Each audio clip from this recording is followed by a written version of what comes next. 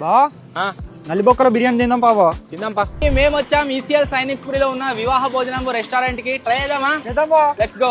లోపలికి రాగానే ఘటోత్కచుని థీమ్ తోని హైలైట్ ఉంది. అంబియన్స్ మీరే చూడండి. స్టార్టర్స్ లో both veg and non veg తో అదరగొట్టారు. నాన్ వెజ్ లో చాలా ట్రై చేసినాం. దాంట్లో స్టఫ్డ్ క్రాబ్స్, బ్యాంబూ చికెన్, కొత్తిమీర చికెన్, రామగుండం కోడి వేపుడు, కొర్రమీని తందూరి చేప చాలా క్రేజీగా ఉన్నాయి. అన్ని మంచిగా ఉడికినాయి. ఎటువంటి ప్రిజర్వేటివ్స్, ఫుడ్ కలర్స్ వాడకుండా హైజీనిక్ గా ఫుడ్ ని అయితే ప్రిపేర్ చేస్తారు.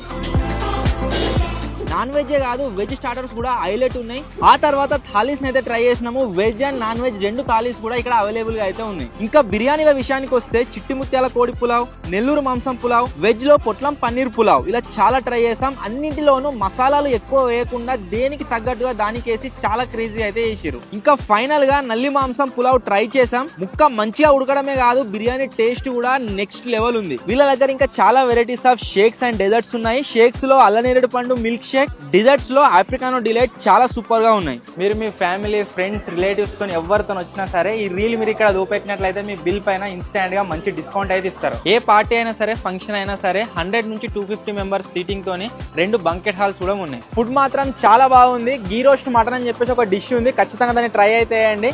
మీ ఫ్యామిలీతో కూడా మీరు విజిట్ చేయండి. వివాహ భోజనంబు.